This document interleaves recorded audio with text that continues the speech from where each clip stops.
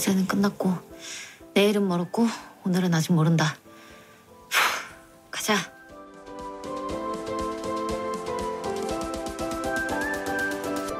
오늘 뭐 볼까 고민하는 분들을 위한 취향 추천 팟캐스트 책플릭스. 이번 에피소드는 드라마 미지의 서울 속 한 장면으로 시작합니다.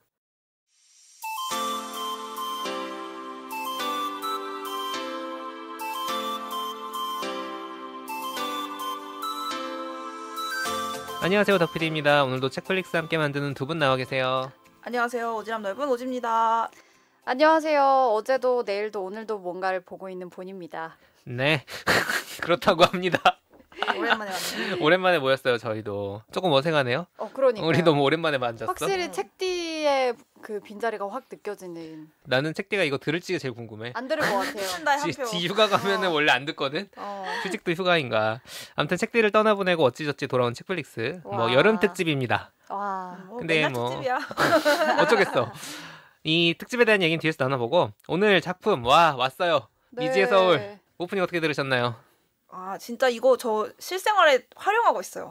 언제 하냐면 주로 한 오후 3, 4시쯤에 보통 주말에 시간이 이렇게 가면 왠지 할 거 다 못하고 한 오후 한 4시만 돼도 아 오늘 망했다 이렇게 포기가 되는 모먼트가 있거든요. 해가 완전. 약간 넘어가기 3시? 시작할 때 완전, 한 4시 완전. 약간 해가 좀 기울 때 네. 그때 보통은 이미 늦었어 하면서 남은 많은 시간들도 그냥 날려버리는 경우가 많았는데 맞아. 오늘은 아직 모른다. 아직 이 뒤집을 기회가 있다 하면서 실제로 활용하고 있습니다. 이 대사를. 저랑은 좀 다른 포인트로 활용하고 계신 게 저는 이제 내일에 할 일을 다 이제 미뤄두면서 내일은 멀었다. 이제 오늘은 이제 재밌게 살고 내일은 아직 멀었다라는 생각으로 어제만 해도 그 생각했어요. 월요일인데? 제 편한 대로 쓰고 있고 이걸 주인공이 많이 말하잖아요. 아주 여러 번 대사를. 말하죠. 주문처럼 외우죠. 그래서 외울 수밖에 없어요. 그죠. 이 드라마를 보면. 이게 이 드라마를 제가 안 보고 있었을 당시. 근데 처음에 사실 1, 2화 공개되고 아직 뜨기 전에 그때도 페이스북에 이거 보시는 분들이 이 대사를 많이 하면은 나는 그 말부터 약간 찡하게 오더라고. 위로가 돼요. 핵심을 말해주는 대사 아닌가 싶긴 해요. 그러니까 어제라 하면 즉 과거에 이미 벌어진 일에 그런 중력 같은 것들이 있는 거고 내일은 미래에 아직 일어나지 않은 일에 대한 불안 같은 게 있는 건데 거기에 구속되지 말고 알 수 없는 오늘을 최선을 다해 살기로 한 사람 혹은 사람들의 이야기라고 맞죠. 이 드라마를 정리할 수 있기 때문에 네. 핵심을 말해준 대사인 것 같고 이게 근데 저는 보면 뭐 카르페 디엠 오늘을 즐겨라 욜로 이런 건 아니에요. 다른 것 같아요. 그거랑. 그럼에도 불구하고 오늘을 살자라는 이제 메시지가 가능하기 위해서는 거꾸로 과거의 중력이나 미래에 대한 불안이 아주 강력하다는 거를 보여줘야 됩니다. 설득력 있게. 그것들도 담아내고 있는 드라마이기도 합니다.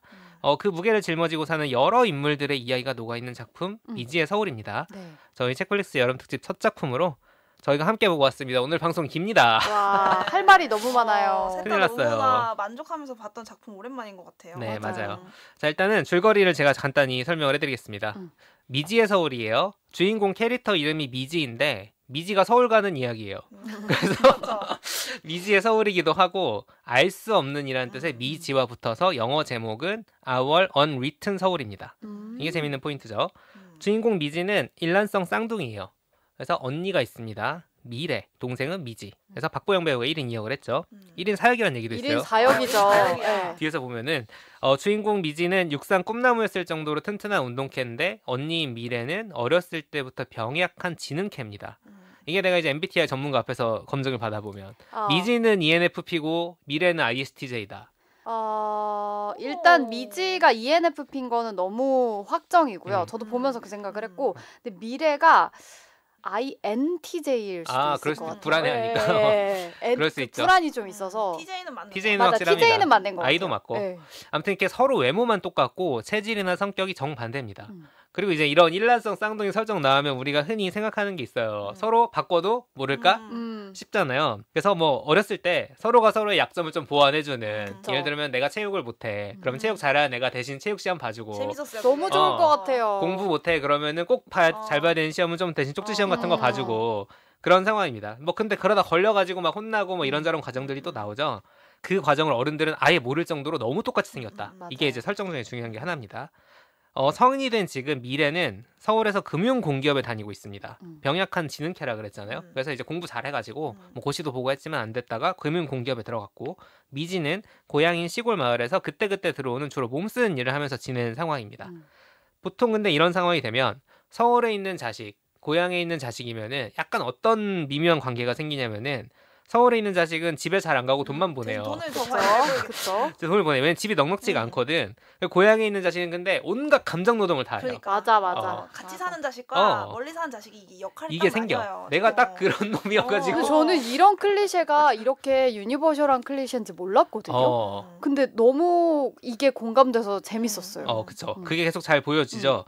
그래서 어떤 미묘한 불균형과 또 각자의 위치에서 서로에 대한 불만 같은 것들이 조금 쌓여 있는 상황이에요. 그쵸. 미지는 원래 그래, 미래는 원래 그래 이러면서. 근데 힘들게 벌어서 집에 돈 보내는 미래 입장에서는 뭐 돈만 보내면 다야? 이런 불만 들을 수 있고, 아픈 할머니 간호도 하고 집에 혼자인 엄마 외로울까봐 챙기는 미지는 너 30이 넘어서 백수고 너네 언니는 이렇게 번듯한 직장 다니면서 돈 버는데 뭐 이런 거에 노출이 돼 있는 거예요. 특히 이제 우리는 주인공인 미지 시점을 따라갑니다. 이게 뭐 일란스 쌍둥이라고 하지만 미지가 주인공이에요. 그러다 보니까 특히 엄마가 미래 고생하는 것만 신경 쓰고 너무 구박하더라고. 막 구박을 하니까. 근데 난 엄마 마음도 이해는 되지. 그 설득력 있었어요. 네. 연금 저축도 들어야 되고 보험도 들어야 되고 언제까지 이렇게 하루살이로 살래? 맞아. 저도 걱정되더라고요. 30 넘었는데 막 이런 얘기가 나와요. 문제의식이 하나도 없어 미지는. 아니야, 문제의식이 없는 건 아닌데 겉으로 해맑아요. 네. 해맑으면 끝이죠. 그러다 보니까 아무튼 미지는 좀 서운한 마음을 가지고 있습니다. 그런데 알고 보니까 미래는 그냥 회사 다니느라 힘든 수준이 아니라 엄청나게 힘든 상황이었습니다. 맞아요. 직장 내 괴롭힘, 왕따 이런 걸로 하루하루 출근이 괴로운 상황이라 어떤 정도냐면은 딱 죽지 않을 만큼만 아프게 다쳤으면 좋겠다. 살짝 차에 치고 싶다. 버스에 맞아요. 치면 될까? 저는 진짜 제일 눈물 딱 쏟아졌던 포인트가 카페에서 그 알바가 이제 손을 다치는데 피가 막 철철 나요. 근데 보통 사람들이 막 어떻게 하는데 아파. 미래가 그걸 보고 퇴근해서 좋겠다. 그렇죠. 라고 말하는 걸 보고 이거 심각한 심각하죠. 우울증이다라고 느꼈어요. 그때. 그죠. 그래서 이불 깔아놓고 3층에서 뛰어내릴까? 뭐 이런 상상을 하는 지경까지 갑니다. 미지는 또 그런 얘기를 듣다가 야, 뭐 그런 생각을 하냐 막 이러다가 실제로 미래가 뛰어내린 상황을 보게 됩니다. 그리고 이제 한바탕 난리가 날 거 아니에요. 미쳤냐부터 시작해가지고 그 다음에 이제 제안을 합니다. 내가 너로 살게, 넌 나로 살아. 그러니까 어렸을 때 했던 거를 다시 한번 해보자. 어른 버전으로 하는 그렇죠. 거죠. 이제 체육생 평가가 아니라 그치. 자기의 사회적인 역할을 바꿔버려. 맞아요. 그래서 미지와 미래가 각자 정반대로 살아온 인생을 대리인으로서 경험하게 되면서 벌어진 일들이 쭉 펼쳐집니다. 이 두 사람을 제외하고는 모두에게 비밀인데 솔직히 얼마나 허술하겠어요. 허술한데 들킬 뻔한 순간들이 생기긴 하지만 너무 똑같다는 그 설정 하나만으로 어찌저찌 여차저차 하면서 넘어가고. 그러니까. 엄마는 좀 알아야 되지 않아? 그것도 중요한 모르는 설정이잖아. 게 너무 귀여웠어요. 되게 중요한 스토리로 가는데 그게 맞아요. 귀여웠어요 좀. 그 뒤로 갈수록 당연히 들키는 경우도 생기고 직접 밝히는 경우도 생기고 하지만 두 사람은 어쨌든 최선을 다해서 서로를 연기하면서 각자의 과제를 마주하게 됩니다. 네. 이 미래와 미지에게 둘 다 중요한 과제는 뭐냐면 어떤 결핍이나 트라우마로 인해 낮아진 자존감 혹은 자기 혐오를 극복하고 어떻게 새로운 페이지를 여느냐. 이게 되게 저는 많은 사람에게 공감을 여는 설정이었다고 봐요. 네. 미래 같은 경우는 잠깐 말씀드렸지만 회사에서 부당한 대우를 당하면서 이러지도 저러지도 못하고 있습니다. 퇴사해? 근데 여기가 나의 최고라면 어떡하지? 다른 데로 이직도 쉽지 않은 직종인데 투쟁의 회사에서 나는 너무 약한데 그렇게 싸웠던 선배 결국 퇴사하고 나는 집단 괴롭힘 지금 혼자 당하고 있는데 이 거대한 회사를 향해 내가 뭘 할 수 있지?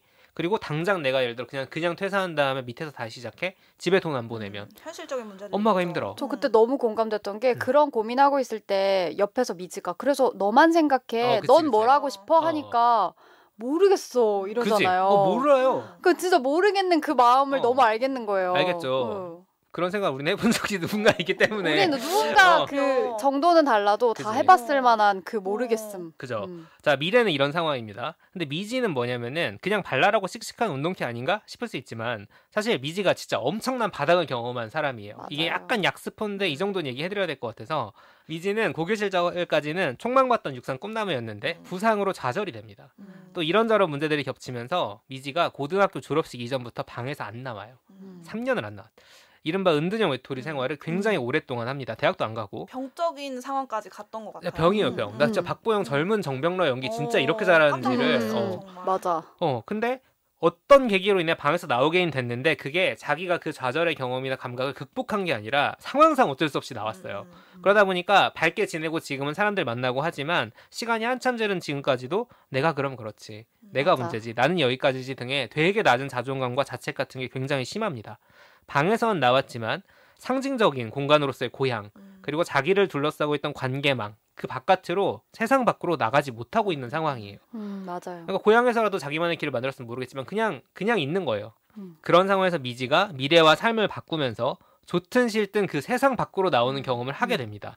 익숙한 환경이나 일에서 벗어나서 일종의 독립을 이루게 된 상황이다 보니까 인생의 구조적인 변화가 미지에게 되게 크게 일어나는 거죠. 게다가 미지는 연애까지 합니다. 이 드라마의 굉장히 중요한 플롯 중에 하나가 이제 연애인데 네. 이게 굉장히 큰 과제예요. 미지에게도. 이제 이런 것들을 미래와 미지가 각자의 과제를 마주하고 미래는 이제 자기를 회복시켜야 되는 상황인 거고 미지는 이런 것들을 해결해 나가야 되는 상황이 되는 거죠. 이렇게 서로의 삶을 바꾼 채 각자의 과제를 해결해야 가는 두 사람이 얘가 핵심이고 주변 인물들이 또 있습니다. 아주 간략하게만 말씀을 드리면 일단 가족으로는 엄마와 할머니가 있어요. 아버지 되게 일찍 돌아가셨고 할머니는 요양병원에 계신데 가정 형편이 넉넉지 않은 상황이에요. 엄마는 이제 아무래도 그 형편에 두 딸 키우느라 고생도 많이 했을 거고 삶이 쉽지도 않고 본인도 이제 엄마로부터 사랑받지 못했다는 그 결핍이 있기 때문에 딸들한테 솔직히 조금 아주 살갑지 않아요. 억센 편에 가깝죠. 그거 엄마 연기를 너무 잘 하더라고요. 어. 정말 삶에 약간 찌들어서 그죠. 친절하면서도 애정은 있는데 너무 맞아요. 힘들어 보이는 지친 눈빛, 맞아요. 그러니까 수수한 얼굴 정말 잘 오은영 살리더라고요. 선생님 같은 좋은 엄마는 아닌데 뭐야, 평범한 엄마예요. 그냥 평범한 애매한 엄마? 그리고 이제 엄청 열심히 살고 계시죠. 맞아요. 고군분투하시면서. 그리고 아파서 누워있는 할머니는 엄마도 구분 못하는 미지와 미래를 구분할 수 있는 유일한 사람으로 나옵니다. 맞아요. 그만큼 이제 두 손녀에 대한 사랑, 그 잡채를 보여주는 분이다. 하지만 서사적으로도 굉장히 중요한 역할을 하게 됩니다. 그렇죠. 그리고 또 중요한 인물, 미지와 러브라인이 생기는 동창이 있습니다. 호수라는 인물인데 호수는 학창시절에 미래와 미지가 산 옆집으로 이사를 왔어요. 사고로 아빠를 잃고 엄마와 둘이 사는데 이사를 와보니 어라? 엄마들끼리 고등학교 동창이었네? 뭐 친하게 지내? 이런 상황이 되잖아요. 근데 얘가 약간 사회성이 많이 떨어져. 아무리 고등학생 남자인 거 감안을 해도 뭐 공부는 잘하는데 말도 없고 불러도 답도 잘 안 하고 키는 크고 허우대 멀쩡한데 몸은 약하고 알고 보니까 아빠가 돌아가신 그 사고에서 얘도 죽다가 살아나다시피 합니다. 그래서 오래 걷거나 뛰는 건 어렵고 후유증으로 난청까지 있어요. 학창시절에 호수는 이미 미지와 약간 호감을 주고받는 느낌이었는데 이 미지가 히키코모리 생활할 때 졸업하고 서울로 떠나요. 공부 잘했고 로스쿨 가서 지금 변호사가 됐습니다. 일하는 중이에요. 그리고 미래인 척하는 미지와 서울에서 만나면서 이케저케 일들이 펼쳐지는데 뭐 이 자세한 얘기는 아마 뒤에서 조금 더 말씀드릴 수 있을 것 같고 그 외에도 되게 여러 인물들이 있어요. 근데 이 인물들이 다 기존의 무언가 자기만의 어떤 거에 갇혀 있는 상황에서 미지와 미래의 인생 바꾸기라는 사건이 일어나면서 조금 다른 방식의 톱니바퀴가 굴러가고 맞아, 그들의 맞아. 삶에 영향을 끼칩니다. 맞아요. 그러다 보니까 그 사람들까지 다 삶이 어떻게 변하는지 딸기농장 농장주가 전 너무 매력적인 캐릭터였어요. 네, 오늘 많이 얘기 안 하겠지만 그 사람 참 매력적인 캐릭터예요. 네. 그래서 뭔가 이 사람들의 변화하는 과정을 굉장히 따스한 시선과 코믹한 터치로 하지만 우울할 땐 진짜 끝까지 내려가서 우울을 보여주는 그 깊은 고민까지 담아서 굉장히 잘 버무려낸 이야기입니다. 네. 정리 잘하셨네요. 자, 저희가 일단 뒤에서 각자 포인트 가지고 얘기를 할 텐데 일단은 좋았던 이유 그리고 이제 이런 사람에게 추천하고 이런 사람한테 비추천한다 이런 걸 조금 정리를 해볼까요? 스포일러 하기 전에 저는 드라마를 되게 평가하는 중요 기준이 캐릭터가 입체적이냐 단편적이냐. 보통 우리 삶에서는 절대 악역도 없고 절대 선역도 없잖아요. 맞아요. 그런 부분에서 성실한 대본은 그런 부분들을 잘 반영하는 대본이라고 생각을 하는데 맞습니다. 너무 쉽게 가는 드라마들이 있거든요. 악을 위한 악역, 정말 악역을 위한 절대 악역. 정말 소모되는 캐릭터들이 많은데 이 드라마는 소모되는 캐릭터가 하나도 없어요. 다 맞아. 각자 주인공 같이 자기 위치에서 자기가 겪었던 어떤 결핍이나 사건 사고들 가운데 최선을 다해서 하루하루 이렇게 살아가는 모습이 나오고 그 사람이 느꼈을 법한 감정선을 되게 무리수 없이 잘 우리가 공감할 수 있게 보여줘서 이게 드라마 속 캐릭터를 함부로 재단하지 않는 그 모습을 통해서 우리가 실제 우리 주변에 우리 인생에 또 등장인물들이 있잖아요. 그 사람들의 각자의 이제 자리와 각자의 사정을 좀 헤아리는 연습을 할 수 있었던 작품이라서 이 캐릭터들에 대해서 되게 성실했던 점이 좋았어요. 저는. 완전 같은 맥락에서 저는 절대 악도 없고 절대 선도 없다고 말한 것처럼 저는 인생 우리 삶에서도 감정에서도 절대 막 긍정만 100% 있고 부정적인 마음만 100% 있는 때가 없잖아요. 맞아요. 그래서 저는 처음에 미래가 3층에서 죽지 않을 정도로만 이불 깔고 떨어지고 싶다라는 정도의 그 애매함이 너무 공감이 됐거든요. 그러니까 우리가 예를 들면 죽고 싶은 날이나 아니면 너무너무 살고 싶어서 행복한 날은 거의 없고 보통 그 중간에 왔다 갔다 하지. 죽고 싶진 않지만 쉬고 싶은 날 혹은 정말 대단한 자아 실현을 하고 싶진 않지만 조금 기분 좋은 날 그러니까 요 정도의 그 애매한 선으로 계속 그냥 어찌저찌 살아가는 것 같은데 그런 게 잘 반영이 된 그러니까 드라마가 애매해요. 그 감정들이 확실하지 않고 막 뭐 확실한 로 나오지 않죠. 그쵸, 확실한 신남, 확실한 뭐 좌절 이게 아니라 그걸 계속 막 뭉쳐가는 그런 얘기인 것 같아서 보면서 왜 이렇게 공감이 되지 싶었던 점이 좀 그런 감정의 애매한 입체적인 면을 잘 다뤄서인 것 같고 그리고 어떤 분들한테 추천하냐라고 했을 때 저는 제가 스릴러, 반전물 좋아한다 이런 얘기 맞아요. 많이 했잖아요. 계속 추리하고. 그래서 콘클라베 편 보신 분들은 아시겠지만 제가 계속 막 과한 제 직관에 대한 자신감이 있는데 막 저는 좀 이런 게 있어요. 드라마 1, 2화를 보고 이거 좀 뻔히 보인다. 이 캐릭터 뒤에 가면은 이런 거 하겠다라는 그런 혼자 평가를 내리거든요. 근데 그게 진짜 와장창 깨져요. 그래서 그 깨지는 반전의 묘미를 느끼시고 싶으신 분들 혹은 내가 좀 사람 좀 잘 보고 캐릭터 좀 잘 본다 하시는 분들이 1, 2화만 보시고 저처럼 요 캐릭터 나중에 어떻게 될 것 같다 미리 평을 내려보시고 그게 깨지는 그 즐거움을 느껴보셨으면 좋겠어요. 난 완전 반대인데? 나는 거꾸로 이 드라마는 반전이 없어요. 착한 드라마예요 라고 이제 생각을 해가지고 막 그런 도파민에 취해 계신 분들은 아쉬울 수 있다. 그러니까 제가 생각했던 반전은 예를 들면 저는 교감 선생님 뭐 그런 인물의 어떤 그런 거 되게 꼰대다 짜증난다 이랬는데 뒤로 갈수록 그치, 막 그치, 좋아져. 아니면은 뭐 휠체어를 타는 변호사 저 사람 좀 휴머니스트 인간 성공 이런 건가 뒤로 갈수록 조금 생각이 달라지고 근데 나빠졌다 좋아졌다 하죠. 그렇죠. 그게 재밌는 포인트. 재밌는 같은 얘기인 것 같네요. 입체적인 인물. 실제로 맞아요. 한 에피소드 부제목이 보이는 게 다가 아니에요. 맞아요. 라는 게 되게 중요한 내용이잖아요. 맞아요. 근데 저도 아마 이 쌍둥이 역할 바꾸기는 클리셰일 수도 있잖아요. 그쵸. 사실 쌍둥이가 많이 나오면 봤어. 한 번은 역할 바꾸겠지. 내가 쌍둥이여도 할 거야. 현실에서도 수많은 드라마의 쌍둥이를 이렇게 사용을 하는데 솔직히 말이 안 되잖아요. 갑자기 내가 농사만 짓던 사람이 갑자기 금융공사에서 아무리 몇십억짜리 일이 사업을 없어도 갑자기 뭘 흉내라도 내려면 솔직히 말이 안 되거든요. 그 어떤 현실 가능성을 얘기하면 말이 안 된다라고 말할 사람들이 있을지 모르겠는데 그 안에서 우리가 SF 얘기하는 것처럼 현실 맞아. 가능성과 개연성은 좀 다른 거잖아요. 맞아. 그 안에서 이 사람이 어떻게 행동할지에 대해서 나를 대입할 수 있는 지점들을 많이 넣어놨기 때문에 내 자신에 대해서 부끄러워했던 경험이 있는 사람. 그러니까 자신에 대해서 수치심, 그다음에 남 앞에 내가 작아지는 그런 마음. 맞아. 이렇게 얘기하면 사실 안 그런 사람이 있을까 싶긴 한데 내가 작아지는 것으로 인해서 힘들었던 사람이라면 많이 위로를 받을 수 있을 것 같고 저는 이것도 중요한 것 같아요. 가까운 사람, 가족이나 가까운 사람과 캐캐묵은 그런 해묵은 감정을 쌓아두고 화해하지 못하고 있는 사람들이라면 그 벽이 조금은 허물어질 수 있지 않을까 추천드립니다. 그거를 해야겠다라는 생각이 제가 들더라고요. 이러다 후회하겠다 싶은 생각이 들 정도. 이런 얘기만 들으면 자칫 뭔가 힐링, 위로물 이렇게 전혀 생각하실 수도 있는데 저는 좀 많이 웃기도 웃었고 이제 농사만 짓던 친구가 몸을 바꿔서 금융공사에 갔던 그 에피소드에 제일 혼자 웃었던 게 뭐 회의 자리에 가요.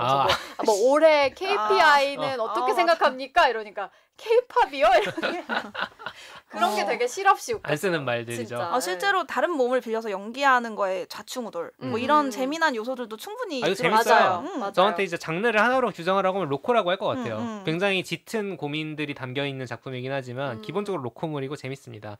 말할 게 있나 싶은 박보영 배우 연기 차력쇼. 너무 잘해요. 이게 1인 사역인 게 뭐냐면 미지와 미래가 있고 미지를 연기하는 미래와 미래를 연기하는 미지가 있는데 이게 톤이 다 달라요. 와, 나 진짜 그 네 개가 구별이 돼요. 구별이 돼. 야, 이거 어떻게 이러면서 어떻게 했을까? 아예 눈빛이랑 말투까지 딱 달라서 헷갈린 적이 한 번도 없었어요. 발성이 달라요. 일단 저는 이건 가장 큰 건 발성 차이인 것 같고 외모는 메이크업의 힘이죠. 꼬리가 내려가느냐 올라가느냐 이런 거. 그런 것들을 보면은 다르긴 한데 그래도 배우가 그거를 한다는 게 말이 안 된다. 얼굴 색이 막 안색이 달라지는 것 같았어요. 그리고 입체적이라는 거 자체가 아까 인물도 있지만 저는 이 코드 자체가 가진 입체적인 면들을 여러 인물에게 부여해. 무슨 말이냐면 인생을 바꿔서 살아간다. 다른 사람의 이름과 삶을 부여받는다는 코드가 미래와 미지에게만 있지 않습니다. 그러니까 다른 인물들에게도 그걸 주고 조금 다른 양상을 보여준다거나 일란성 쌍둥이 마냥 똑같이 생긴 사람이라는 코드가 또 있어요. 다른 경우에도. 근데 이게 되게 서사적으로 굉장히 재밌게 활용이 되고 장애 같은 경우에도 다양한 형태의 장애가 등장해요. 뭐 누구는 지체장애고 누구는 난청이고 누구는 글을 읽을 수 없고 등등등 이런 장애가 생겼을 때나 장애를 받아들이고 난 후에 삶도 굉장히 다양하게 펼쳐지고 미래가 가지고 있는 귀향이라는 코드가 있잖아요. 근데 한 명 더 있어요. 똑같은 이제 그런 사람들 사이의 관계 그리고 그 사람들이 각자 다른 선택을 하게 되는 어떤 코드를 활용한다고 했을 때도 그것도 되게 단순화시킬 수 있는데 이 드라마는 그거에 입체적인 면까지도 해놓고 있어서 굉장히 완성도 높은 구성을 가지고 있다라는 편이고 어쨌든지 간에 우리가 칭찬만 했는데 저가 이제 단점 하나를 꼽자면 제가 이제 이거 보면서 철철 울고 있으니까 옆에서 심파네라고 만약에 심파 없지 않아. 솔직히 없지 않아. 근데 난 심파가 너무 싫다. 그러면은 아예 보지 않는 게 심파 알레르기 추천드립니다. 있으신 분들 있거든요. 내가 또 울어야 되는 감정이 오는 게 너무 싫다. 이러면 안 보셔도 되는데 저는 사실 그저 그렇게 단순하게 말할 수 없는 작품이다. 층이 많이 쌓여서 나는 눈물은 저는 흘려야 되는 눈물이라 생각해요. 그래. 추천만 합니다. 저는. 이게 막 가슴 쥐어짜고 이런 게 아니란 말이에요. 근데 보시면서 어느 포인트에서 갑자기 눈물 나는지에 따라서 지금 내 마음속 병이 뭔지를 그치. 진단할 수 있을 것 같아요. 나의 병을 진단할 수 있어 지금. 내가 가장 문제가 있는 관계가 뭔지. 제 말이요. 그러니까 그 미래의 뒷모습을 보고 미지가 저 사람 마음을 모르니까 너무 많은 걸 추측하게 된다라고 내레이션 하는 장면이 있거든요. 근데 그게 슬픈 장면이 아닌데 저희 같이 보던 집사람이 남편이 막 그거 보고 우는 거예요. 거기서 왜 울어? 그래서 제가 왜 그러냐고 그랬더니 본인도 네 마음을 모를 때 너무 많은 걸 추측하게 돼서 그게 너무 힘들다는 거예요. 물어보라 그래. 그러니까요. 그래가지고 그래서 저는 이게 이 사람의 인스피리티구나라고 느낄 수 있었어요. 좀 잘 말해주세요 마음을. 그러니까요. 표현 좀 하고 살아라. 알겠습니다. 애견녀로 거듭나겠습니다. 자 이제 줄거리 요약은 스포일러 거의 없이 말씀을 드렸고 이제 저희가 하나씩 좀 감상 포인트 말씀드리면서 이번엔 좀 독특하게 인상 깊었던 대사를 하나씩 소개를 해드리고 좀 이야기를 풀어나가려고 합니다. 근데 만약에 내가 정말 약한 스포일러도 너무 싫다 그러면 그냥 여기서 그만 들으시고 뒤에는 조금 더 에피소드를 알고 싶다라고 하시면은 뒤에 더 들어주시면 될 것 같습니다.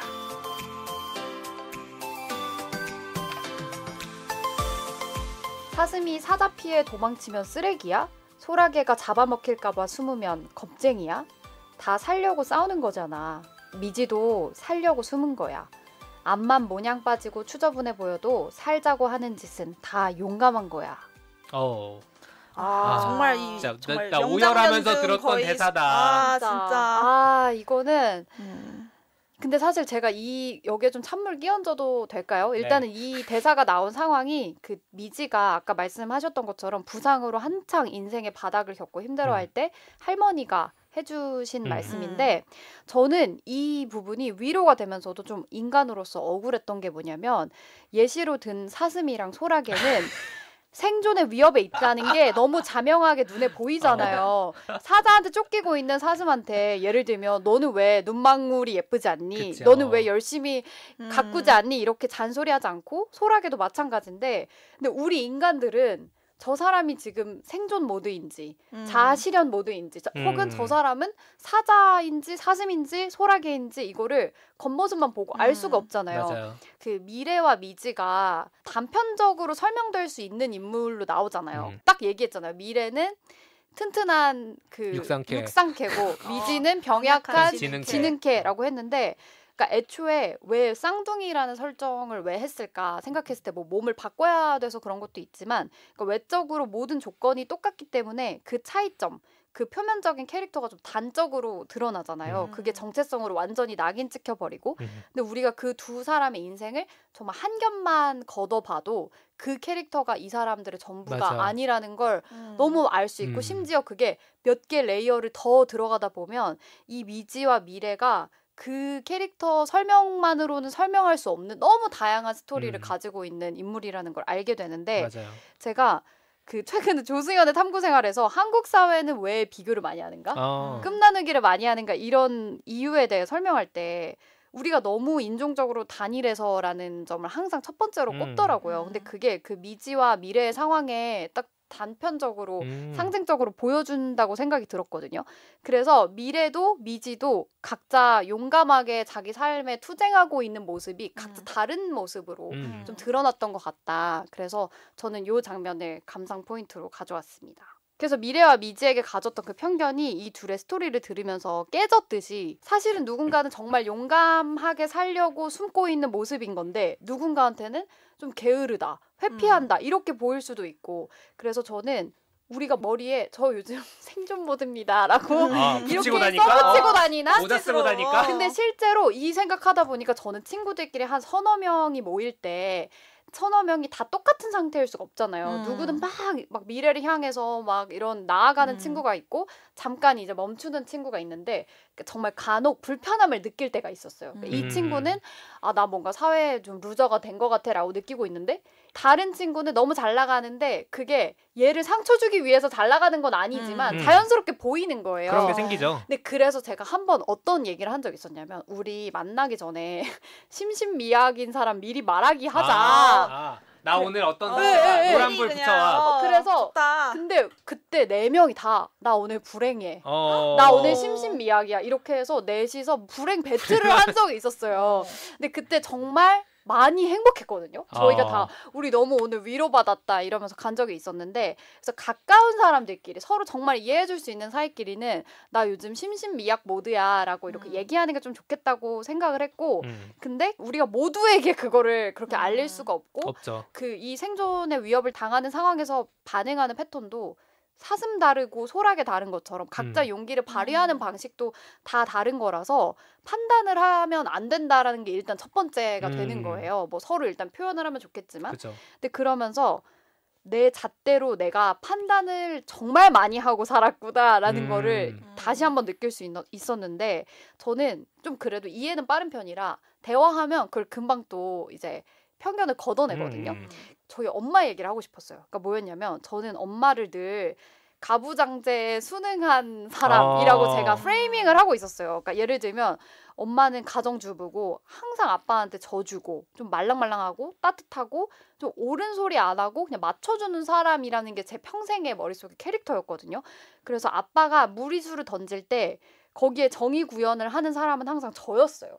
약간 뭐 예를 들면 가부장적인 말을 한다거나 아니면 누가 봐도 왜 저런 말을 엄마한테 하지 할 때 저는 그래서 저는 제가 되게 잘났다고 생각했었던 거예요. 엄마는 왜 비겁하게 말 안 해? 맞아요. 엄마 말 못하겠으면은 내가 다 얘기해줄게 이러면서 막 아빠한테 제가 훈계하고 나 없으면 어쩔 뻔했어. 맞아요. 정확히 전화해서 엄마 그리고 이런 상황에서는 이렇게 얘기해야 되는 거야. 그걸 그냥 듣고 있어주면 안 되는 거야. 이런 식으로 제가 훈계했었는데 어느 순간 엄마가 저한테 그런 얘기를 하는 거예요.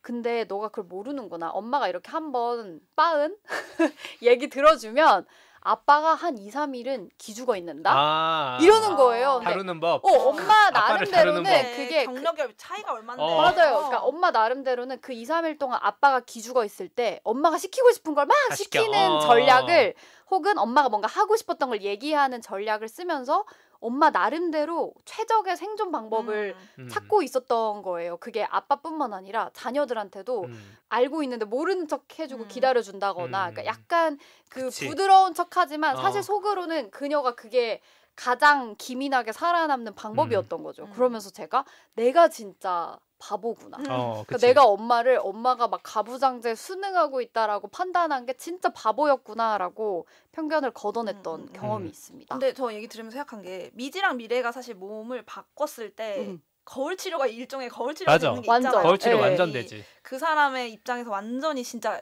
상상이 아니라 실제로 들어가서 살펴보면서 재밌는 장면이 서로 싸우는데 자매끼리 옛날에 예를 들면 미래가 미지를 질타하던 용어로 반대로 이번엔 미지가 미래를 화내고 있고 이렇게 반대로 서로의 입장이 되니까 그 사람의 감정까지도 경험을 하게 되더라고요. 그거 완전 거울 치료라고 생각했어. 맞아. 이거 연극놀이잖아. 이거 바로 역할 치료의 그거잖아. 맞아. 저는 옛날에 친구 사귈 때 되게 아무도 모르게 가려서 이렇게 선택해서 친해지고 싶은 사람을 친해졌어요. 남들은 모르는데 아무도 비밀이죠. 그런 얘기 하면 좀 이상해 보이잖아요. 티 안 났을까 근데? 났겠죠.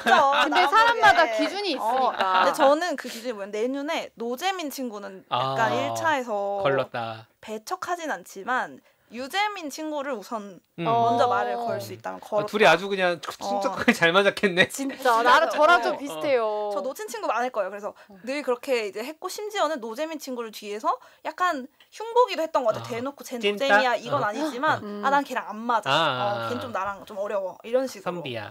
근데 오래 만나야 재밌는 사람도 있는데. 그렇죠. 근데 이런 것들이 되게 몰랐는데 제가 교환학생 시절에 한 친구를 친구 통해서 이제 외국인 친구였거든요. 미국인 친구였는데 딱 봐도 되게 모범생이었어요. 한국어를 좀 배운 경험이 있어서 우리 그룹에 있었는데 저는 늘 절대 친해지지 않는 친구였고 이 친구는 버스에서 예를 들면 사탕 같은 걸 먹다가 떨어뜨리면 흔들리는 버스에서 최선을 다해 그 사탕을 휴지에 싸서 쓰레기통에 버릴 정도로 고지식한 친구였어요. 제가 딱 싫어하는 게 고지식이랑 노잼이었거든요. 근데 이제 어떻게 하다 보니까 이제 귀국 직전에 그 친구랑 밥을 정말 죽어도 싫었는데 먹자고 해서 먹게 된 거예요.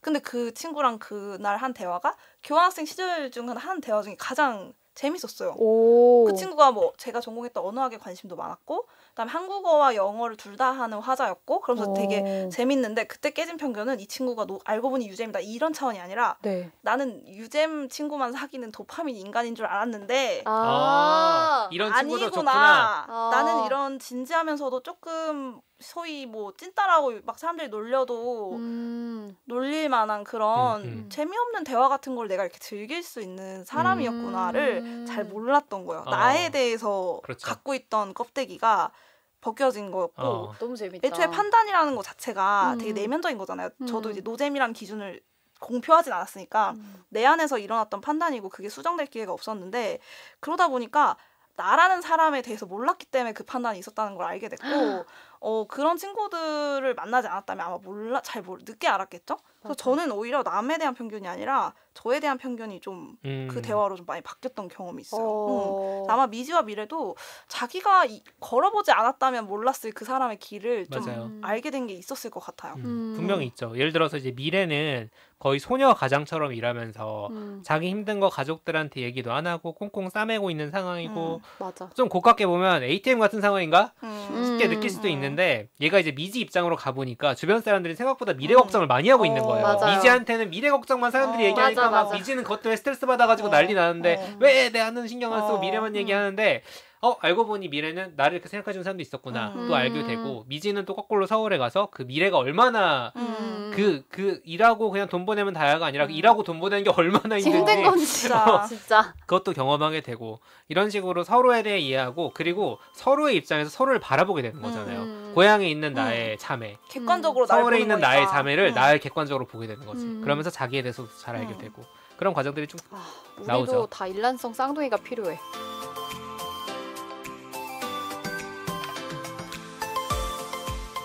솔직히 너무 힘들어서 몇 번이고 그냥 포기하고 내려가려고 했었어. 나도 나를 못 믿었는데 내가 올 거라고 믿고 계속 기다려준 거야.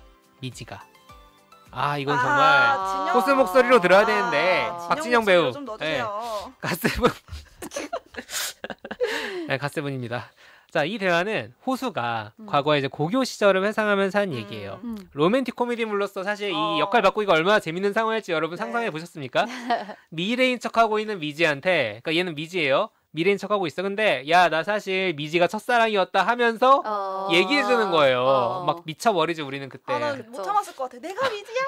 그치? 그 갈등이 눈에 보이잖아. 맞아. 근데 고등학교 때 이제 무슨 상황이냐면 고3들 데리고 야, 이제 우리 정신을 집중하기 위해서 수련회 가자 이런 것들 있잖아요. 네. 얘네가 다니는 학교는 그걸 등산으로 하는 겁니다. 뭐 막 엄청 높은 산 같지는 않아요 보면. 근데 그래도 힘든 산인데 호수는 공부는 잘해도 몸이 안 좋다 라고 하니까 열외고 미래도 마찬가지로 병약하니까. 공부 잘하고 몸이 안 좋아요. 그러니까 둘이 약간 이제 그 커플처럼 보이는 거죠. 맞아요. 공부 잘하고 몸 안 좋은 애들. 그래서 열애인데 미래는 이제 단어 카드 들고 공부를 하고 있어요. 근데 호수가 갑자기 일어나서 산에 올라가는 거야. 어디가? 라고 하는데 산에 간다. 근데 왜 올라갔냐? 그때 호수 멘탈이 정말 멀쩡하지가 않은 게 아버지가 사고로 돌아가셨는데 그게 자기 때문이라는 죄책감을 가지고 있어요. 어떻게 보면 어린아이 마음에 그렇게 생각할 수도 있어요. 왜냐면 이게 미키 세븐틴 생각이 조금 나요. 미키가 그러잖아. 어렸을 때 자기가 뭐 잘못 눌러가지고 자동차 사고로 부모님 돌아가셨고 이런 그게 있는데 얘도 약간 그런 상황인 거야. 몸도 안 좋아서 귀는 잘 안 들리고 막 이명 때문에 통증 오고 다리도 너무 안 좋아서 조금만 걸으면 힘들고 뭐 이렇게 살아서 뭐 하나 싶은 멘탈이에요. 그래서 그날 호수는 나 이것도 못 올라가면 그냥 죽어야겠다 라는 생각으로 5기로 올라가기 시작한 겁니다. 등산 초반 이제 미지랑 호수는 좀 가까워진 계기가 있어서 좀 친하게 지낸 편이었는데 이제 미지는 완전 에이스잖아요. 막 날아다니는 애야. 날다람쥐야. 거의 1등이야 1등. 근데 이제 미지가 갑자기 가다 말고 내려와서 호수 좀 챙겨주고 해요. 근데 호수는 당연히 다른 애들보다 너무 느리니까 미지한테 야 그냥 버리고 먼저 가. 그래서 미지가 먼저 올라갑니다. 자존심은. 근데 호수가 계속 올라갈 수 있었던 이유가 뭐냐라고 했을 때 이 대사에서 설명하는 것처럼 이게 내가 천천히 올라가고 있으면은 위에 찍고 애들이 내려오잖아요. 반환을 하고 이제 오겠죠. 다른 애들 다 내려오는데 미지가 안 내려오는 거야. 미지는 왜 안 내려왔을까? 진작 올라갔을 텐데. 호수를 기다린 거예요. 정상에서. 그러니까 호수 본인은 아 이거 못 올라가면 죽어야지라고 마음 먹었다고는 해도 그게 될지 안 될지 모르잖아요. 그거 내려도 진짜 죽겠냐? 근데 그게 아닌 거지. 포기할 수도 있는 건데 어쩌면. 근데 너무 고통스럽고 힘든데 그것도 연결 되게 잘하더라고. 힘든 상황을. 그렇게 올라갔습니다. 근데 오히려 미지는 이 호수가 올라오겠거니 하고 기다려준 그 마음이 있었던 거예요. 근데 미지가 뭐 호감은 있었으나 뭐 얘를 내가 이렇게 하면 꼬셔야지 이런 마음으로 기다린 게 아니라 꼬실 거면 부축을 해서 갔지. 뭔 소리야. 고도의 플러팅. 그냥 친구로서 믿음을 가지고 기다려준 거예요. 예전에 오지가 노르웨이의 숲 에피소드에서 사랑에 대해 말해주는 노래로 김보선의 별이란 노래를 소개해줬습니다. 아 맞아요. 가사가 이래요. 나는 나를 믿고 나를 믿는 너를 믿고. 그러니까 내가 스스로조차 못 믿는 나를 믿어주는 누군가가 있다는 거죠. 그게 사랑이다 라고 했을 때 그게 바로 여기서 뭐 사랑이란 말로 표현할 수도 있지만 우리가 추락하지 않게 해주는 밑바닥이 되는 겁니다. 호수에게는 그 순간이 그런 신뢰를 받아본 그 나의 밑바닥이 미지가 되어준 그런 경험인 거죠. 호수뿐만 아니라 이 드라마의 등장인물들이 각각 지니고 있는 낮은 자존감, 자기 혐오, 출하의 공포로부터 벗어나는 혹은 벗어날 수 있다라는 희망을 가지게 되는 순간들이 여러 인물들에게서 보여집니다. 미래와 미지는 역할을 바꿔 살다 보니까 평소라면 남들이 자기에게 하지 않았을 말을 듣게 돼요. 그 중에 하나가 이제 아까 말한 재밌는 상황인 거죠. 그쵸. 갑자기 동생에게 사랑 고백하고 동창이라거나 이제 근데 이제 물론 그게 애들은 상처 주는 경우도 있지만 반대로 평소에 느껴보지 못했던 사랑이나 마음을 느끼게 되는 경우가 있습니다. 아까 잠깐 말씀드린 것처럼 미래가 ATM인가 싶은데 사실 고향에선 나를 굉장히 걱정해주고 있었다라든가 미지도 미래의 입장이 되어봤을 때 미지에 대해서 막 나는 엄마가 구박만 하는 줄 알았는데 알고 보니 미지 걱정도 하더라 미래한테는 이제 그런 것도 알게 되기도 하고요. 그리고 이제 미래인 척하는 미지가 호수랑 같이 동창회에 나간 에피소드가 있는데 앞에서 애들이 미지에 대해 안 좋은 얘기를 좀 해요. 그러니까 뭐 욕을 막 거칠게 한다기보다는 취급을 하더라고. 근데 진짜 약간 좀 그렇게 해요. 맞아. 근데 그거를 미래인 척하는 미지는 가만히 듣고 있었는데 왜냐면 자기도 생각이 얼마나 많아.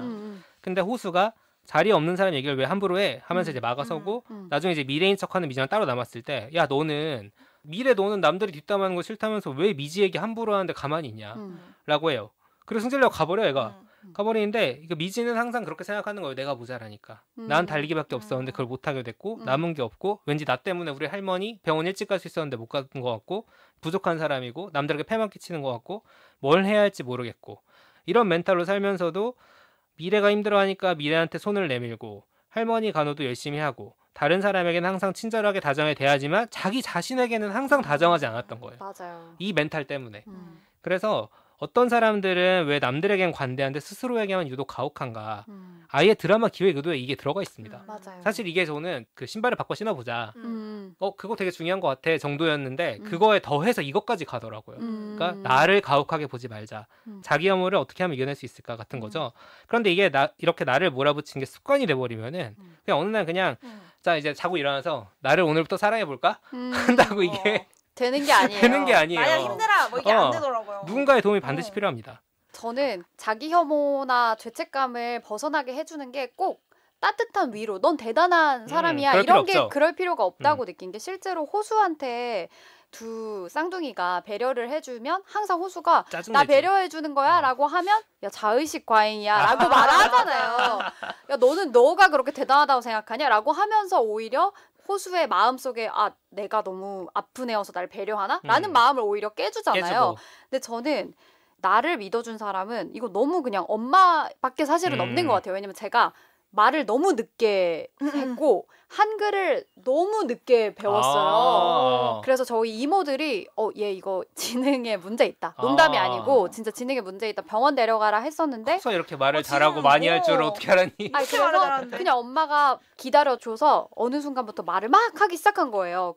그래서 엄마가 그 이후로 저한테 지금까지도 얘는 자기가 하고자 하면 하는 애야 라는 말을 많이 해주거든요. 그래서 제가 방이 진짜 더러웠었어요. 중학교 때. 아빠가 너무 크게 화가 나서 돼지우리야. 맞아요. 너무 크게 화가 나서 정말 이거 버릇을 막 고쳐야 된다고 화가 났는데 엄마가 진짜 얘는 자기가 한다고 생각이 들면 그때 해주는 애야라고. 괜찮으셨던 거 아니에요? 그렇게 저를 그냥 진짜 믿어주는데. 냅둬봐요. 근데 저는 심지어 엄마의 그 말에 저도 동의하지 않았거든요. 난 못할 것 같은데? 라고 생각했는데 정말 어느 순간부터 그냥 갑자기 해야겠다라는 생각이 들면서 막 방 정리를 하게 됐었거든요. 그래서 그 생각이 났었고 그리고 두 번째로는 아빠가 너 자의식 과잉이야 이 말을 저한테 많이 해줬어요. 네. 이 부녀 관계 굉장히 괜찮은 거 맞나요? 그러니까 예를 들면은 막 왜 한창 대학교 졸업하려고 할 때 나 아무데도 취업 못할 것 같은 불안이 막 생길 때가 있잖아요. 그래서 괜히 그때 제가 너무 어린 마음에 나 아무데도 못하고 그냥 나 어디 남의 집 가서 청소나 할래 이런 식으로 제가 말을 했는데 아빠가 뭐라고 했는 줄 아세요?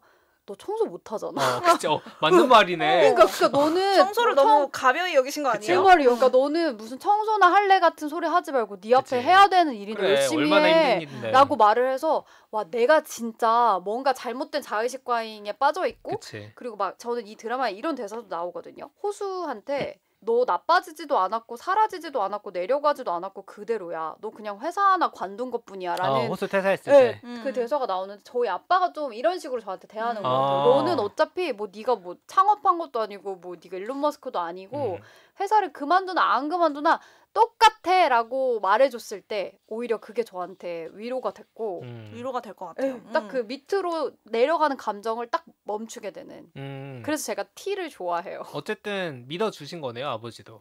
너는 어차피 대단한 사람이 될 수 없다라고 믿어준 거죠 저를. 대사가 조금 차가웠을 뿐. 지 앞가림은 하겠지라는 거지. 너는 항상 그 동일한 사람이야 라고 저를 그냥 믿어준 셈이죠. 그것도. 그렇죠. 가치는 변하지 않는 거니까. 맞아요. 근데 저는 늘 못 믿었거든요. 약간 나는 과대평가됐어. 이런 마음에 시달리던 때가 있어. 지금은 그렇지 않아요. 난 더 받아도 돼. 이렇게 날 굴리면서 돈을 야만큼 줘? 약간 이런 마음인데 옛날에는 뭔가 나에게 예를 들면 어디 학교에 합격을 했어. 대학교에. 아니면 어디 직장에 취업을 했어. 이랬을 때 나 너무 포장이 잘 됐고 어떤 좋아하는 요소를 갖췄을 뿐이지 내가 충분히 잘할 수 있을까? 계속 의심을 했던 것 같은데 그때마다 그냥 저희 엄마도 그렇고 주변 사람들이 많이 뽑은 사람의 그걸 믿어라. 안목을 믿어라. 제가 그거를 처음에 제가 대학생 때까지만 해도 잘 못 믿었거든요. 너무 중요하다. 나 너무 내가 잘 숨기고 올 수도 있잖아. 나의 못난 말을. 저는 그렇게 생각했어요. 그러니까. 나는 수능만 잘 보는 사람이지. 나 시험 잘 보는 사람이지. 나는 내가 잘 본 것만 다 잘하지 못하는 게 많은데 처음에 대학에 갔을 때 뭔가 내가 공부할 기본기가 없는 사람 같이 느껴진 거예요. 그래서 내가 이렇게 남들이 축하받으면서 대학에 입학했는데 내가 여기서 어떻게 졸업을 할 수 있을까 막 너무 스트레스 받았는데 그럼 그 뽑은 사람이 바보겠냐? 이거 너무 사회에 대한 신뢰네 이건. 날 뽑은 기관과 그 전문가에 대한 권위를 믿으니까 좀 한결 낫더라고. 왜냐면 내가 돈 주고 들어온 거 아니잖아. 그렇네. 비슷하게 계속 반복되는 게 전 처음 취업했을 때도 내가 영상 편집을 모르는데 나는 기획의 역량만 평가받고 입사를 했는데 처음에 편집 스트레스를 많이 받으니까 왜냐면 주변에 막 영상이나 이런 엄청 잘하는 전공자들은 대부분 편집을 되게 잘 하고 오니까 너무 스트레스 받았는데 회사가 필요하면 받겠지 시험 볼 때 약간 이런 게 있었어요. 나한테 시험을 평가한 그 부분이 필요했으니까 그걸 평가했겠지. 영상 편집이 필요했으면 처음에 그걸 시켜봤겠지. 그냥 와서 배워라는 거였구나. 저는 그 권위를 신뢰하고 시스템에 대한 신뢰. 그치, 시스템에 신뢰가 있네. 이 사람들에 대한 것도 저는 내 마음속에서 인정하지 않는 사람이 나를 인정해주면 저는 그거를 안 믿을 것 같은 거예요. 맞아. 중요하죠. 내가 신뢰하는 사람이 하는 언행을 저는 신뢰하는 거잖아요. 근데 그 사람이 나를 신뢰한다. 그때 저는 그 나에 대한 신뢰가 생기는 것 같은데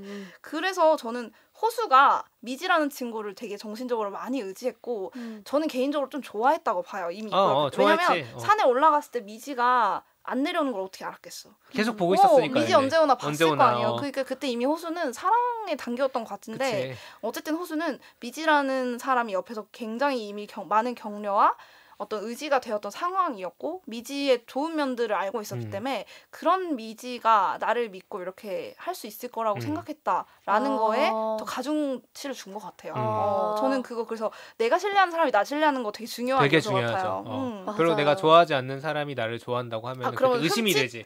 내가 뭐 잘못했지? 잘못 살고 있네. 나 지금 뭔가 잘못 살고 있나? 그런 생각이 들 때가 있죠.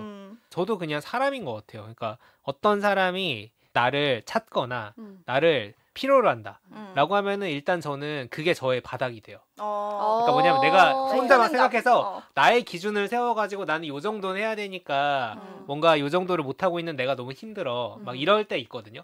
최근에도 좀 경험을 했어요. 왜냐면 나는 이제 전직한 지 2달 됐는데 이제 이 2달의 과정에서 진짜 한번 바닥 겁나 쳤을 때 있거든. 특히 넘어간 초반에 완전 새로운 걸 배워야 되니까. 내가 너무 못하는 거야. 근데 너무 당연한 일인 거야. 생각해보면은 너무 당연한 건데 나는 막 옆에 이만큼 하는 사람과 옆에 앉아있으니까 하지만 그는 나에게 그걸 기대하지 않아. 왜냐면 10년 만약에 내가 그걸 바로 하잖아? 이 사람이 10년이 먹어도 그렇죠. 그러니까 말이 안 되는 얘기잖아요. 근데 그럼에도 불구하고 그때 너무 스트레스를 받았는데 어쨌든 업무적으로나 뭐로나 계속 나를 찾아주는 사람이나 날 믿어주는 그 신호들이 올 때 그거를 먹으면서 약간 버틴다고 해야 되나? 버틴다고 하면 좀 너무 부정적인 언어고 그거를 먹으면서 나 괜찮구나.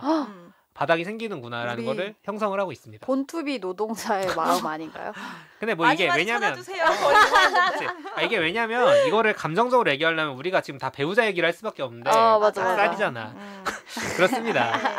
다 그리고 다 연애만 할 필요 없는 거고 이렇게 맞아요. 서로에게 약간 손을 내밀면서 서로를 구원해주는 일종의 네트워크가 형성되는 과정이 완전. 이 드라마에서 미지와 미래 호수뿐만 아니라 다른 인물들에게도 다 있습니다. 다른 형태의 관계로도 많이 그렇습니다. 표현이 됩니다. 그러니까 내가 뭐 대단하진 않더라도 나는 제가 누군가에게 저렇게 좀 손을 내밀 수 있는 사람이 되어야겠다 생각하게 되기도 하고 나에게 그렇게 해준 사람들에게 되게 고맙기도 한 그런 모먼트들이 자꾸 생각이 나요. 이 드라마를 보고 있으면. 그래서 고마운 사람들이 많이 생각이 나고 맞아요. 나도 뭔가 그런 사람이 되어야겠다라는 점에서도 되게 좋은 드라마였다. 맞습니다. 세상이 선해질 것이다. 이 드라마가 많이 보여지면 좋은 사람들이 많아지지 않을까? 라는 생각이 들더라고요.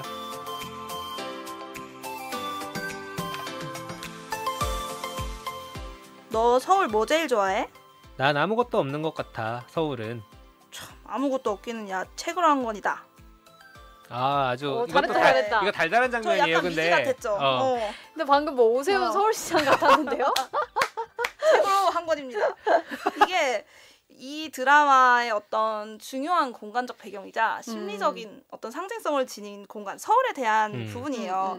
생각보다 제가 이 드라마를 다시 한번 쭉 훑어봤는데 서울에 대해서 얘기한 대사가 별로 많이 없는데 그중에 이 장면이 있었어요. 고등학생 시절 호수와 미지가 이제 썸 타던 시절 둘이 한참 남아서 같이 도서관에 있어요. 호수는 시험 오답 노트를 하고 있고 미지는 뭔가 책을 보고 있어요. 그러더니 하는 얘기인데 미지가 보고 있던 책은 그 조그맣게 핸디북으로 나온 서울 관광책자 같은 거예요. 일종의. 이 친구들이 두손리라는 이제 가상의 이제 충청도 충청도 사투리 쓰는 가상의 어떤 시골 마을에서 살았으니까 서울에 대한 이제 뭔가 환상 같은 게 아직 있었겠죠. 호수는 없겠죠. 호수는 서울 출신이니까.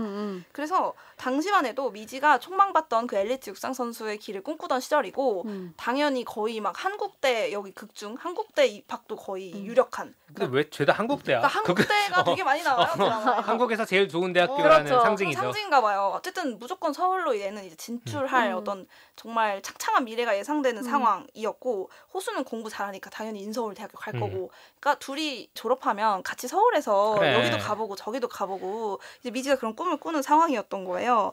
그래서 그 책을 보면서 호수야 너 서울 출신이잖아. 서울에 뭐 좋은 거 뭐 있어? 빨리 말해봐 했더니 호수는 무덤덤한 거야. 그냥 자기 되게 일상적인 공간이니까 딱히 그러면서 미지가 귀엽게 책에 막 표시 같은 거 해가지고 주면서 너 여기서 안 가본 데 있으면 표시해줘라. 그래서 우리 나중에 대학생 돼서 서울 가면은 같이 다 가보자. 뭐 거의 썸이죠. 이거 썸이지 뭐. 썸이지. 100% 썸이지. 이거 데이트 신청이잖아. 여담이지만 한참 동안 2시간째 오답노트 하는 호수는 사실 만점자였습니다. 만점자입니다. 만점자의 오답노트예요. 그 에피소드 제목이. 그러니까. 미지랑 지금 둘이 꽁냥꽁냥 하려고 그러니까. 하지도 않는 우정틀 하면서 서울에 갈. 그럴 거면 그냥 집에 가지 왜 그런 둘이 손잡고 그냥 서울 가지 왜 버스 타고. 진짜. 이런 풋풋하고 정말 되게 이렇게 꽁냥꽁냥한 장면이에요. 근데 사실은 이때만 해도 서울에서의 어떤 행복한 미래를 꿈꾸던 미지였는데 이후에 완전히 다른 국면을 맞이하게 됩니다. 이 당시만 해도 미지한테 서울이라는 곳은 내가 잘 아직은 모르지만 내 꿈이 이제 그치. 찬란하게 펼쳐질 대학교 입학 이후로 나의 어떤 인생을 딱 펼쳐나갈 일종의 특별한 무대 같은 공간이었을 거예요. 아직 잘 모르지만 좋은 의미로 미지의 판타지지. 공간이었던 거죠. 근데 뭐 호수는 딱히 뭐 그런 건 없었을 거고. 근데 이러면서 이제 미지가 그 육상의 꿈이 좌절되면서 대학 진학은커녕 이제 집에 틀어박히게 되면서 이 꿈은 와장창 깨지죠. 서울에 당연히 못 가게 되고 호수는 예정대로 대학에 진학해서 혼자 서울로 떠납니다. 미래도 이제 인서울 대학을 가면서 이제 미래랑 호수는 서울에 있는 대학을 졸업하게 되는 상황이고 미지는 계속해서 두손리라는 공간에 남게 됩니다. 그래서 이 드라마의 이제 시간적 배경인 현재에는 미지는 두손리 소속인 거고 쉽게 말하면 미래는 서울 소속으로 시작을 해요. 맞아요. 그래서 아까 잠깐 덕 PD가 얘기하셨지만 두손이라는 게 단순히 이제 실패한 사람이 그냥 고향에 남아서 일하는 그 정도의 의미가 아니라 미지의 또 다른 방인 거예요. 미지한테는 정말 익숙하면서도 안전한 내가 정말 편하게 있을 수 그렇죠. 있는 나의 공간이고 내 구역인데 이 공간은 사실 위기도 없지만 뭐랄까 대박도 없는 거예요. 어떤 특별하게 변화할 게 없는 새로움도 없죠. 상수와도 같은 공간이었고 미지는 그 밖으로 나갈 용기를 내지 못하고 있는 상황인 거예요. 그래서 반대로 미래에게 서울은 꿈의 공간은 아니었던 것 같아요. 미래는 사실 서울에 대한 꿈이 있어서 간 건 아니고 내가 최선의 선택들을 해서 간 거예요. 그렇죠. 우리 가족을 위해서 내가 열심히 대학에서 열심히 공부했고 열심히 고시 생활도 서울에서 했겠죠 아마. 근데 고시에 실패를 하고 어떤 안정적인 직장을 잘 취직을 했는데 하루하루는 지옥 같은 그런 상황이에요. 하지만 고향으로는 돌아올 수 없어. 그러니까 죽지 못해서 그냥 벼랑 끝에서 버티면서 하루하루 사는 그 배경이 서울이라는 차가운 우리가 생각하는 회색 잿빛의 도시였던 거예요. 맞아요. 근데 단순히 그냥 차갑고 정이 없는 수준이 아니라 미래한테는 사실 목숨을 위협하는 매일매일 위협이 도사리는 진짜 말 그대로 뭐랄까 야생과도 같은 곳이었던 것 같아요.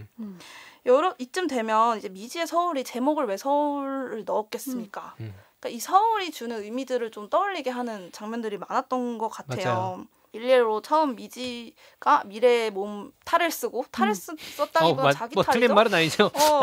미래인 척하는 미지가 처음 이제 호수랑 한강에서 만나는 장면이 나오거든요. 너무 아이처럼 좋아하면서 무지개 미래가 분수 막 야경을 막 사진 찍고 야 한강라면 먹어야지 막 이러면서 먹어요. 호수는 엥? 뭐 한강 처음 봐? 한강 처음 봐? 막 이런 반응인 거예요. 우리 같아도 그렇잖아요. 한강이다 이러진 않잖아요. 한강은 정말 그냥 강인 거죠. 근데 미래랑 미지가 이제 몸을 바꿔 살면서 둘이 살고 있는 공간적인 배경에도 변화가 일어나잖아요. 그럼 미래는 원래 서울에 있었지만 두손리에서 지내게 되고 미지는 서울에서 지내게 되는 건데 어땠을 것 같으세요? 미래가 두손리에서 지내는 걸 보면 딸기 농장 그치. 알바도 하고 엄마 일도 돕고 처음으로 할머니 요양원 간병도 해보고 이러면서 약간 어떠셨어요? 그 느낌이? 좀? 나는 서울 디톡스 하는 것 같던데. 디톡스 하는 느낌이잖아. 그 처음에 네이버 지도로 이렇게 길 보고 깜짝 놀라잖아요. 아무것도 걸어가야 돼가지고 아무 버스도 없고 자전거도 잘 못 타 미래는. 그치. 근데 두손리라는 공간이 미래한테는 사실은 경로 이탈 같은 거잖아요. 내가 정해진 길대로 최선을 다해 가고 있었는데 모종의 사고로 완전 이탈해버린 거고 정말 지도 밖의 어떤 구역에 잠깐 떨어져 지내는 일시적인 상황인데 되게 홀가분해 보였어요, 저는. 그치. 맞아요. 겉으로는 되게 무덤덤해요. 표정도 많이 없고. 근데 되게 좀 자유로워 보이고 조금 책임에서 벗어난 사람의 얼굴을 하면서 좀 난생 처음으로 좀 자유를 맛봤던 것 같아요. 그러니까 내가 나이지 않아도 되는 그 자유를. 그러면서 내가 진짜 좋아하는 건 뭘까? 또 모종의 사건들이 있죠. 그 딸기 농장주와의 어떤 관계성, 그쵸. 어머니나 할머니와의 관계성, 그다음에 또 미래와 미지의 입장 차이, 역할 치료를 통해서 자기를 좀 직면하게 되는 공간이었던 거예요. 그런 반면에 미지는 사실 서울이 처음에 녹록지 않았을 것 같아요. 그치. 막말로 매일 정장 입는 것부터 저는 허들이에요. 구두. 나 맨날 추리닝만 뭐 신발 이런 입다가 거 신고 매일 다녀. 구두에 투피스 정장 입으면 이미 나 거기부터 허들인데 매일 회사 생활을 하고 서울이라는 낯선 곳에서 뭔가 적응을 해가면서 또 자충우도 자기가 또 위태위태한 생활이잖아요. 신분을 숨겨야 되니까 그런 정신적인 긴장도 있었을 거고 어떤 새로운 인물과의 관계를 통해서 해결해야 될 문제와 관계들도 계속해서 두손리랑은 비교도 안 되는 양과 질로 막 생겨나요. 근데 이 과정이 통해서 고생도 했지만 원래는 그냥 멈춰있던 공간이었잖아요. 서울이. 미지에게 서울은 사실 좌절된 채로 그냥 좌절된 꿈이 그냥 그 상태로 멈춰버린 비활성화. 그냥 꺼져버린 공간이었는데 내가 이 미래 입장에서 살았지만 어쨌든 거기서 자충우돌을 하면서 또 여러 가지 관계를 맺으면서 세이프 존이라고 하잖아요. 안전지대 밖으로 와장창 나왔죠. 깨고 나온 중요한 계기였고 이제는 진짜 자기 방 밖으로 나온 미지로 거듭납니다. 두손리가 주는 거는 편안하고 좋았겠지만 그 밖으로 나올 계기가 없었잖아요. 난 침대 같은 거라고 생각해. 아침에 내가 침대에서 나오기 싫거든. 그 중력을 이긴다는 게 진정한 이제 탈출이랄까? 방탈출이 일어난 것 같고 거기서 이제 비로소 미지가 몇 년 동안 멈춰왔던 성장을 좀 이뤄낸 것 같아요.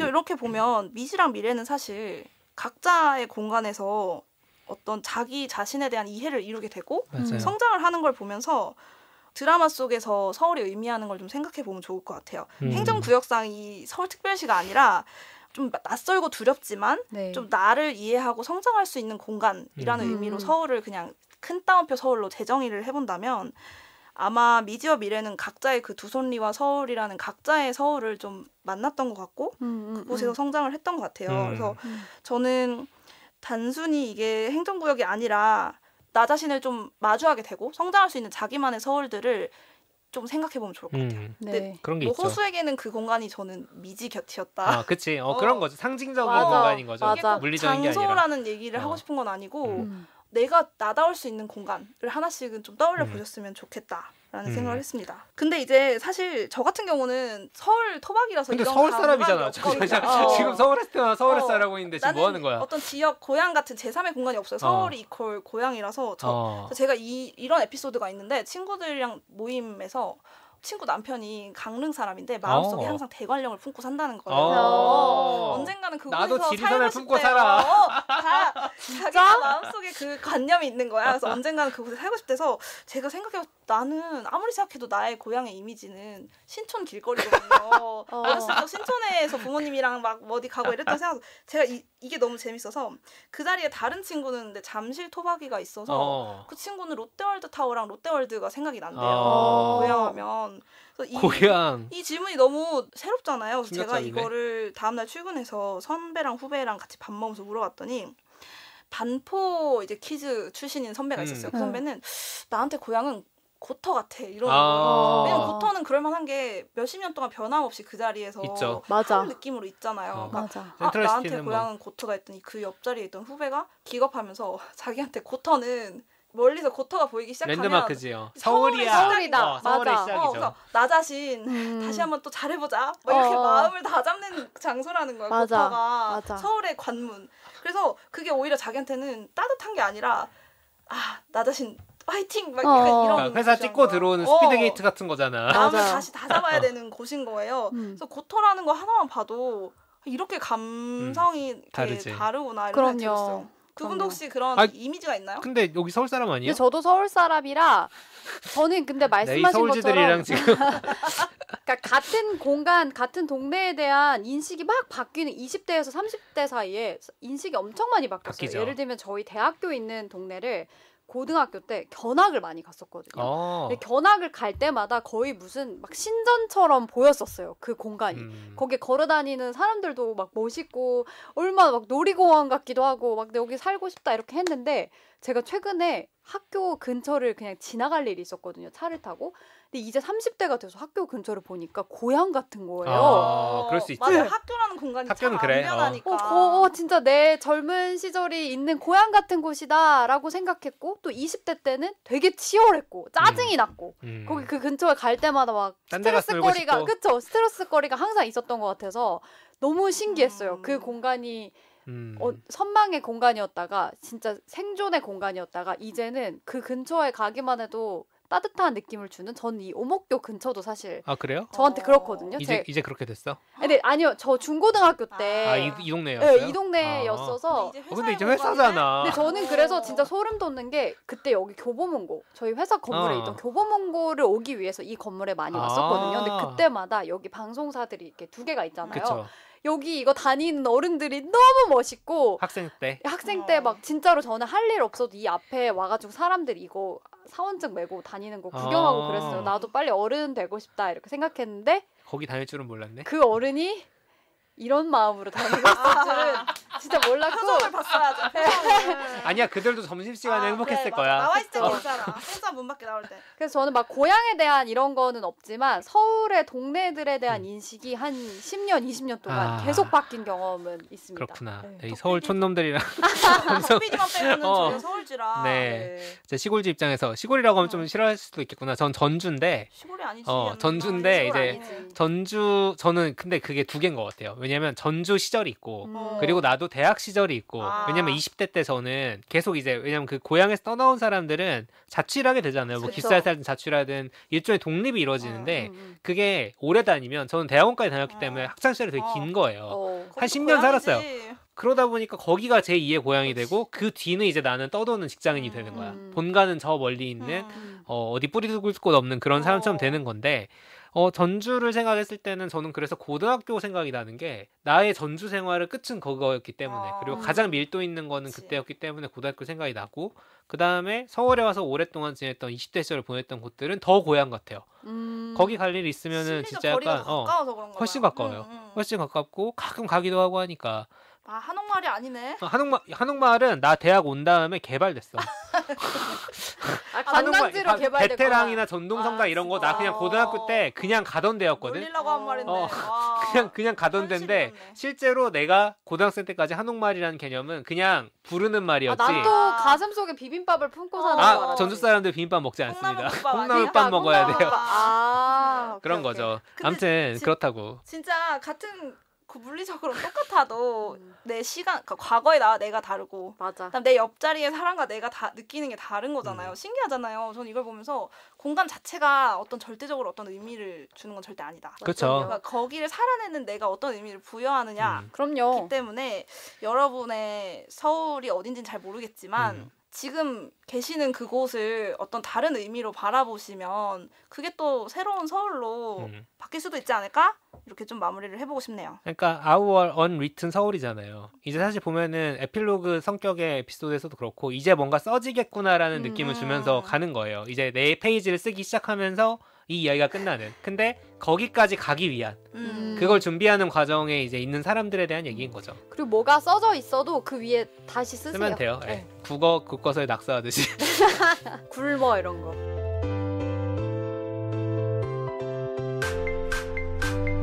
오늘 뭐 볼까 고민하는 분들을 위한 취향 추천 팟캐스트 책플릭스. 지금까지 드라마 미지의 서울에 대한 이야기 나눠봤고요. 이번 주부터 저희 여름 특집 시작됐는데 컨셉은 여름 너무 길다. 우리 지금 언제부터 여름입니까? 지금 뭔가 장마도 계속 이어지는 거 같고 끝났다가 끝나지도 않은 것 같고 너무 길죠. 이제 근데 끝날 때 된 거 같은데 안 끝나. 근데 지금 이제 시작이야. 이제 시작이에요. 이제 휴가철이요. 이제 휴가철이에요. 근데 휴가도 너무 길 수 있습니다. 제가 왜 생각했냐면 제가 다낭에 갔다 왔는데 6월달에 좀 이른 여름 휴가로 다낭에 그때 폭풍우가 왔어요. 그냥 우기가 아니라 폭풍우가 왔어. 그래가지고 그 기나긴 휴가 동안 거의 처박혀 있었어 방에. 그러니까 뭐 합니까? 할 일이 없어요. 그렇고 서울에서 그냥 서울이랑 똑같이 있는 거야. 진짜. 그냥 음식이 좀 더 망고가 맛있다. 뭐 이런 정도. 저런. 근데 이 기나긴 여름 혹은 길 수도 있는 휴가에 보기 좋은 긴 작품들. 오랜만에 저희 컨셉 잡아서 이렇게 준비를 해봤습니다. 긴 작품들을 할 거라서 오늘도 무려 12회짜리 드라마 소개해드렸고요. 그 슈퍼맨 시대 거꾸로 갑니다. 그렇죠. 네. 당신의 시간을 순삭시켜드리는. 솔직히 나 이거 천천히 보려고 그랬는데 3일 만에 다 봤어. 12개. 미지에서요? 미친 듯이 몰아봤다. 너무 재밌어가지고. 아무튼 그렇습니다. 그래서 여름 특집은 이렇게 진행이 될 거고요. 댓글 몇 개 그동안 남겨주신 거 소개해드리고 마무리해볼까 합니다. 저는 먼저 선호드님 써주신 댓글이에요. 이분이 지금 무려 1화부터 지금 정주행을 한참 달리시는 중인 것 같아요. 그래서 그 중에 저희가 초기 기획으로 초창기. 말도 안 되는 이제 시도를 했었죠. 아무튼 시리즈 10권 소개하기. 그러니까 그때 아무튼 시리즈가 막 쏟아져 나와서 맞아. 한 권만 하기는 좀 아쉬워서 저희가 각 잡고 3명이 나눠가지고 10권을 소개한 적이 있었어요. 그 시리즈에 댓글을 남겨주셨네요. 읽어보겠습니다. 오진님께서 말 전문가시라는 걸 듣고 관심이 생겨 덕PD님께서 추천해주신 말과 관련된 영화 콘택트를 봤습니다. 아, 재밌죠. 무척 흥미로웠고 매번 감사드립니다. 그리고 뒤이어서 이렇게도 적어주셨어요. 저도 둔촌 주공 아파트에 살았었어요. 이 얘기를 그때 오지가 했어요. 네. 거기서 초중고를 다 나와서 제게도 그곳은 단순한 주거 공간 이상의 의미예요. 안녕 둔촌 주공 아파트 책은 갖고 있는데 집의 시간들이라는 다큐멘터리가 나왔다는 사실은 몰랐네요. 오진님 덕분에 그곳에 함께 살았던 옛 친구들과 강아지를 한 번 더 떠올릴 수 있었어요. 감사합니다. 꼭 볼게요. 이게 오지의 인생 프로젝트 로망으로 소개된 건데 성산시형 아파트를 맞아요. 찍겠다. 아, 그거 모른 척하고 있었는데. 재개발이 좀 있으면 다가오고 있습니다. 이게 집의 시간들이 솔직히 말하면 이 녹음한 게 되게 오래됐거든요. 5년 전이야. 근데 이 둔촌주공 아파트 그 장면은 생각이 막 나요. 그리고 이 작품이 여름이랑 되게 잘 어울려서 이거 들으시는 분들은 여름이니까 한번 좀 뭐랄까 아슬아한 여름방학 감성 느낄 수 있는 작품을 한번 보시면 좋을 것 같습니다. 그러니까 손호진님이 지금 1화부터 댓글 하나씩 남기고 계시는데 네. 저는 저희가 저번에도 아마 한번 소개해드린 적 있는 것 같은데 이분이 과연 우리가 이 댓글 소개한 걸 언제 들으실까? 그러니까요. 혹시 거꾸로도 듣고 계신 건지 너무 궁금해요. 그 과거와 현재가 언제 만날 수 있을까 이런 근데 궁금합니다. 만약에 진짜 정주행 속도로 나중에 들으시면 진짜 타임캡슐 맞아요. 그치. 나시겠는데요? 그 뭐지? 그렇죠. 그 동감인가 영화? 동감이요, 동감. 시간 여행하는 건 동감이고. 맞다. 그리고 이반 일리치의 죽음 에피소드에 프리덴 하이트님께서 세상에 이런 팟캐가 있다니 독서 팟캐가 갈수록 줄어서 참 슬픈 현실 유유 간만에 새로운 팟캐 탐색에서 발견한 산삼 이분 정말 신봤다예요? 약간 네이버 블로그 같지 않아요? 맞아요. 텐션 너무 유쾌하면서 심오함까지 갖추셨네요. 언급하는 작품들도 너무 쏙쏙 마음에 들고 한 개만 이것만 들어야지 했다가 지금 계속 이어서 공감하며 감탄하며 듣고 있습니다. 이반 일리치의 죽음에 대한 방송 내용도 참 마음에 와닿고 저도 남편과 함께 너는 묘비문 뭘로 할래? 라는 질문 나누면서 행복한 시간도 가졌습니다. 행복한 시간 맞죠? 행복할까요? 그러니까요. 여름 시즌 기다리면서 첫 회부터 들어보도록 하겠습니다. 하트. 맞습니다. 여름 시즌. 들을 거 많으십니다. 감사합니다. 근데 보면은 우리 진짜로 죽음이나 이런 얘기 어, 생각보다 많이 많이 했어요. 많이 했어요. 우리 죽음에 너무 레디 준비가 되어 있어. 그래야 현재를 충실하게 살 수 그럼요. 있다. 그렇죠. 오늘은 알 수 없으니까. 내일은 멀다. 자, 꾸러기 준모님이 남겨주신 댓글입니다. 반가운 목소리 들으니 너무 좋네요. 옷 때문에 잘 듣고 있었는데 갑자기 사라지셔서 어떻게 찾으셨는지 모르겠는데 어떻게 책플리스트 찾으셨나 봐요. 그때 뭐 얘기를 저희가 했어서 언급은 그런 것 했는데 같아요. 네. 그 이게 없어진 다음에 남겨주신 댓글이거든요. 처음부터 잘 듣고 있어요. 저도 책도 좋아하고 영어도 좋아합니다 하면서 블로그 주소를 팟빵 게시판에 남겨주셨습니다. 들어가 보면 도전장으로 보면 되나요?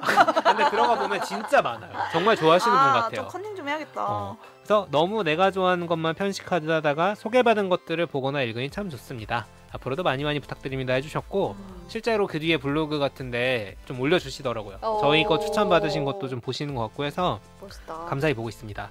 자, 그 외에도 댓글 남겨주신 많은 분들 정말 감사드리고요. 오늘 방송에 대한 감상이나 작품 관련 떠오른 생각들도 미지의 서울 많이 보셨잖아요. 말도 안 되는 시청률이 나왔어요. 또 그러니까요. 그죠? 소개하기 민망할 지경이에요. 하지만 소름 돋게 늦었지만 우리도 재밌게 봤다. 그러니까요. 이런 관점도 있다라는 점에서 준비를 해봤고요. 책뒤 없이 꾸려갈 여름 특집 아주 첫날부터 걱정이 됩니다. 근데 저희 다른 목소리들도 등장할 예정입니다. 네. 저희 3명 목소리만 나오면 지겨우니까 기대 부탁드리면서 저희는 다음 주에 새로운 에피소드로 돌아오겠습니다. 감사합니다. 감사합니다.